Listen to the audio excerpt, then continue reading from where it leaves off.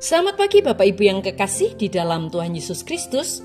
Pagi hari ini saya Eko Wayu Suryaningsih kembali menyapa dengan kebenaran firman Tuhan yang terdapat dalam Roma 8 ayat 28. Roma 8 ayat 28. Dan kita tahu sekarang bahwa Allah turut bekerja dalam segala sesuatu untuk mendatangkan kebaikan bagi mereka yang mengasihi Dia, yaitu mereka yang terpanggil sesuai dengan rencananya.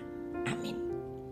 Bapak Ibu yang kekasih di dalam Tuhan, pernahkah kita mendengar istilah mengampuni, melupakan?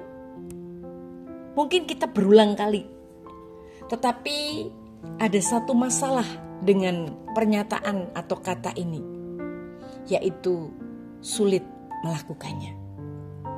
Kita benar-benar tidak dapat melupakan luka di dalam hati kita. Bahkan tidak ada lagi gunanya untuk melupakan. Karena ketika kita mencoba melupakan, kita akhirnya berfokus pada hal yang ingin kita lupakan. Dan sebenarnya kita tidak ingin Allah juga melupakan. Sebaliknya, Allah ingin kita mempercayai Dia dan melihat bagaimana Tuhan dapat mendatangkan kebaikan dari rasa sakit yang kita terima. Itu lebih penting daripada kita melupakan. Ketika kita melihat Tuhan mendatangkan kebaikan dari setiap situasi yang buruk, kita dapat berterima kasih kepada Tuhan. Bapak Ibu yang kekasih di dalam Tuhan, kita tidak dapat berterima kasih kepada Tuhan atas hal-hal yang kita lupakan.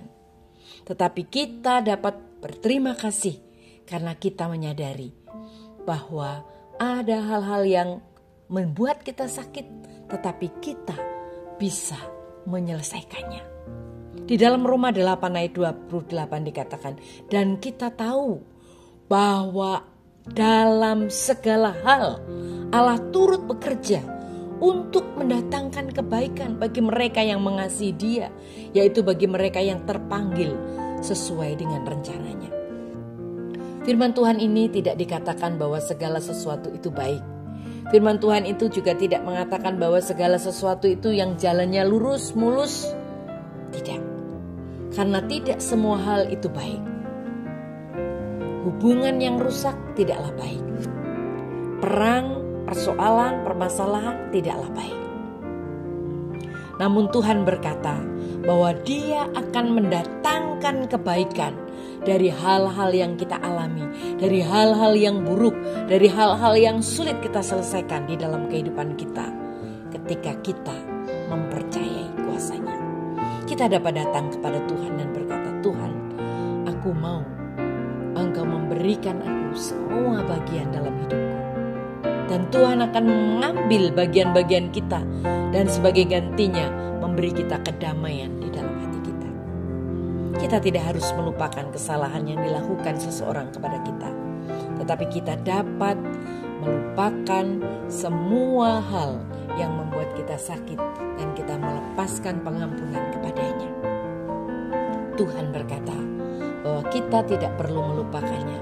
Kita hanya perlu memaafkan dan kemudian melihat bagaimana Tuhan akan mendatangkan kebaikan dari rasa sakit itu. Mari kita bersyukur kepada Tuhan dan kuasa-Nya bekerja.